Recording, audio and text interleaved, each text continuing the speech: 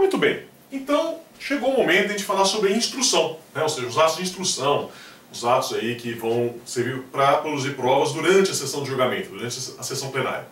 Lembrando que nem todos eles vão acontecer, né? Então, muitas vezes essa parte vai acabar sendo rápida, tá? Dependendo do que estiver acontecendo no caso.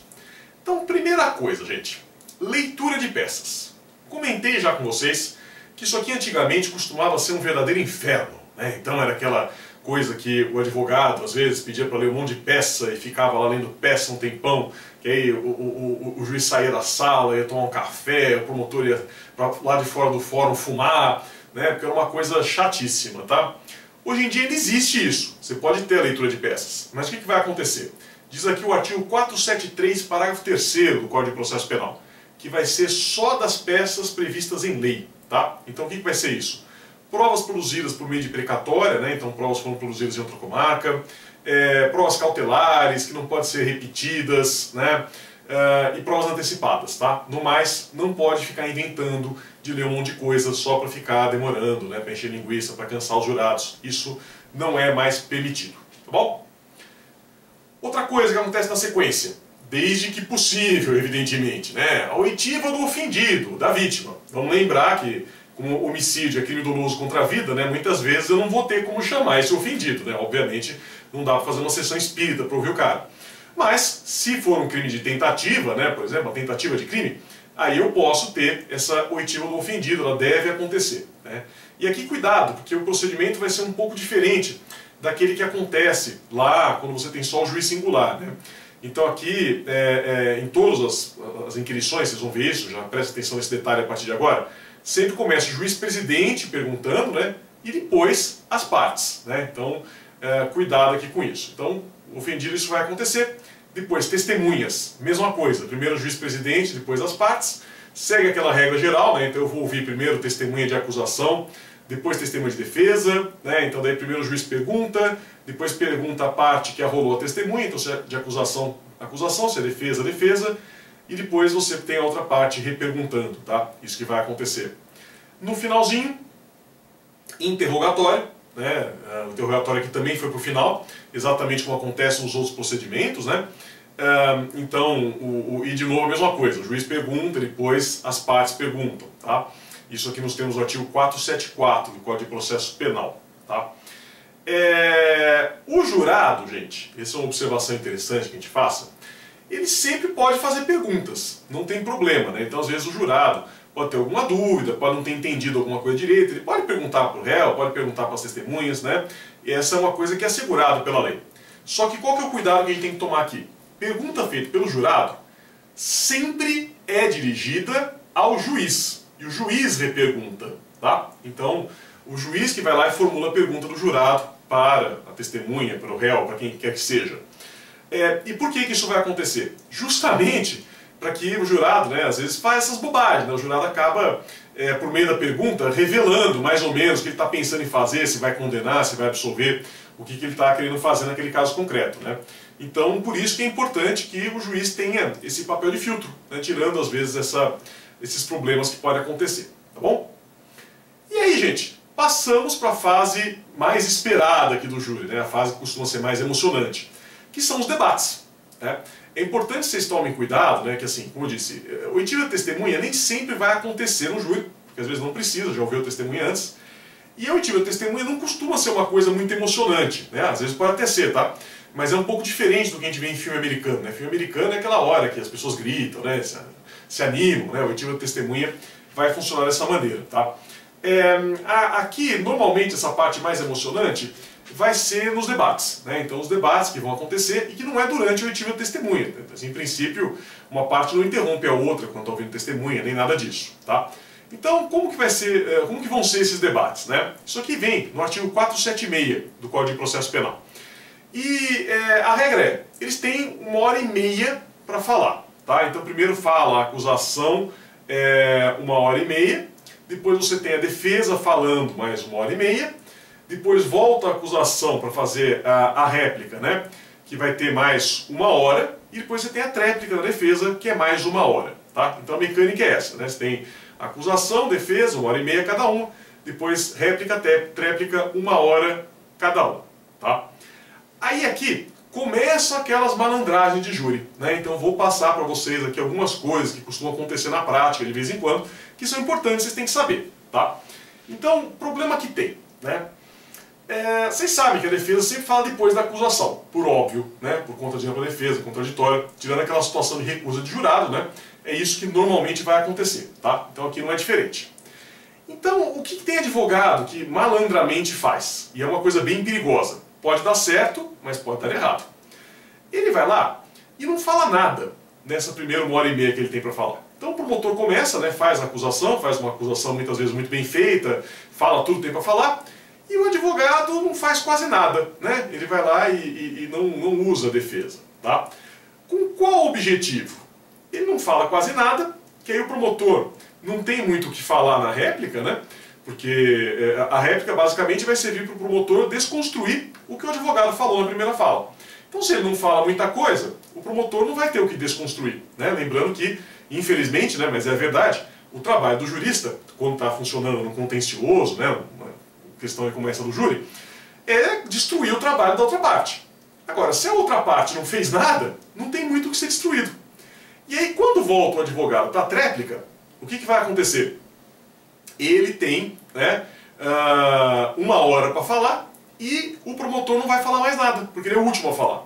Então essa pode ser uma estratégia, né, para não dar armas para o promotor. Porque se o advogado vai lá e faz na primeira fala dele, né, ele pega e já tece lá longas teses de defesa, já expõe tudo o que vai acontecer, o promotor vai detonar com isso na réplica. Então muitas vezes o advogado dá uma segurada, né, nessa primeira fala dele, para fazer a grande defesa mesmo no final, fazer um grande finale, né, que seria a tréplica, tá?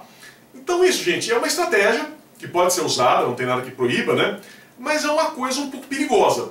Porque o que vai acontecer? Lembrando que júri é isso, muitas vezes é um teatro, né, uma coisa que tem contornos até mesmo artísticas, tá? Então qual que é o problema? Se você faz isso, né, então o promotor vai lá e faz aquela acusação super bem feita, o advogado faz uma defesa meia boca, mais ou menos, né? O que o promotor pode fazer? Né? E eu já vi isso acontecendo. Ele simplesmente fala, não quero fazer réplica. Porque aí se não tem réplica, não tem tréplica. Olha que maravilha, né?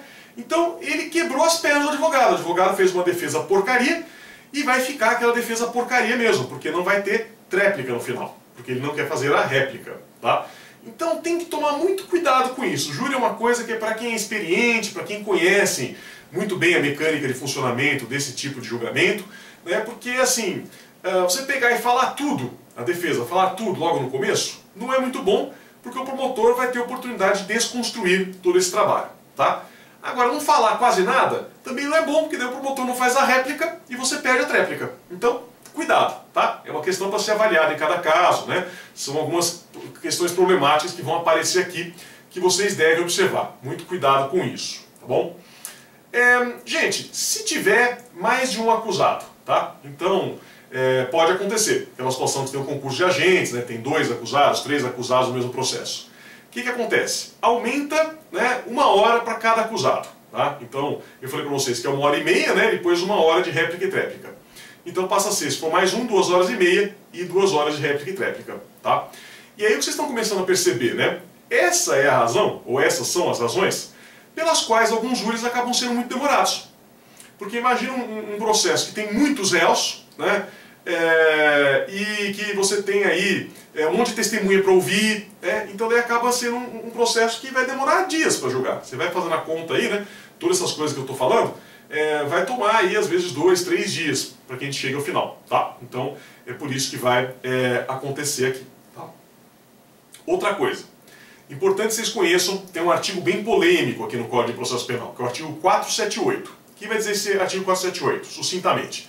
Depois lição de casa, abre lá o artigo 478, dá uma lida nele. Ele vai dizer que não pode, né, então, as partes, né, que estão lá litigando em júri, elas não podem usar a pronúncia, a decisão de pronúncia, lembrando que a decisão de pronúncia é uma decisão que é desfavorável ao réu, né, porque está dizendo que houve crime doloso contra a vida, muito provavelmente praticado pelo réu. Então a decisão de pronúncia, algemas, que às vezes o réu está preso, né, então ele entra algemado lá na sessão de julgamento, como argumento de autoridade. Tá? Então isso que vai dizer esse artigo. Eu não posso usar isso como argumento de autoridade.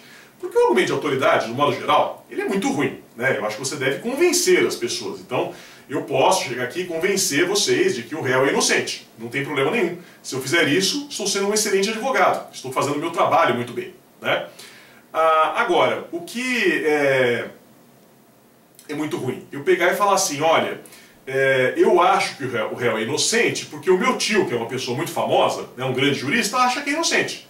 E isso é argumento de autoridade. Tá? Então, é claro que é sempre bom citar a doutrina, eu quero citar Klaus Oxin, quero citar Jacobs, né? Tudo bem, não tem problema. Mas você não deve usar o argumento de autoridade. Tá? E esse artigo veda expressamente isso. Que você vai usar, né, o fato do réu estar algemado. Fala, tá vendo? É bandido, tá algemado. Se fosse pessoa muito honesta, estava solta. Tá? Ou, vejam, senhores jurados, o próprio juiz da primeira fase já disse que é culpado, pronunciou. Se fosse inocente, tinha absolvido.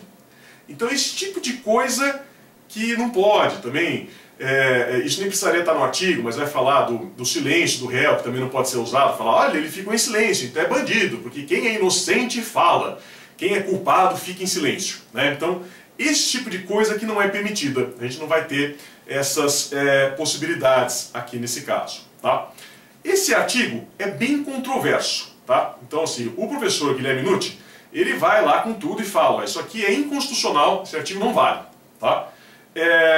Já o Tourinho, ele critica, ele é um pouco mais brando, ele faz críticas também. Mas é interessante que vocês saibam que ele existe. E por fim, para terminar essa questão dos debates, é interessante que a gente observe também que o artigo 476, parágrafo 4º, permite, eventualmente, se for o caso, que as testemunhas sejam requeridas nessa fase. Né? Então, assim, se houver alguma questão, né, alguma coisa que não foi mencionada até o momento, né, então a testemunha pode ser ouvida de novo nessa fase dos debates.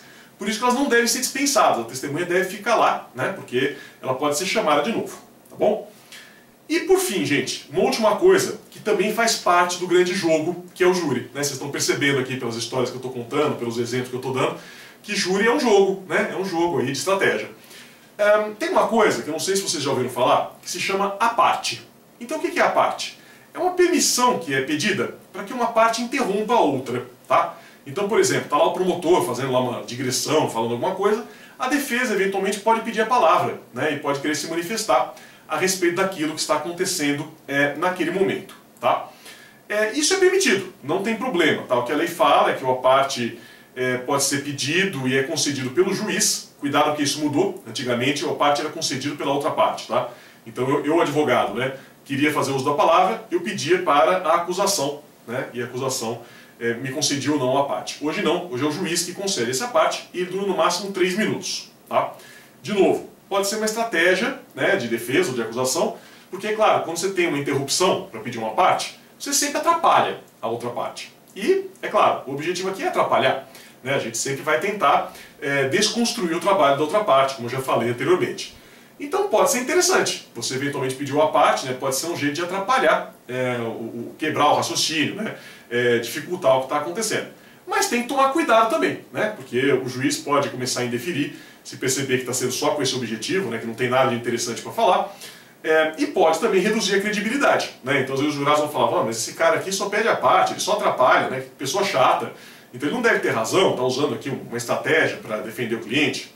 Então o júri, gente, é uma coisa que, como eu disse, exige muito cuidado. Você tem que tomar muito cuidado com o que você faz, porque pode dar certo ou pode dar muito errado, dependendo do que aconteceu no caso concreto.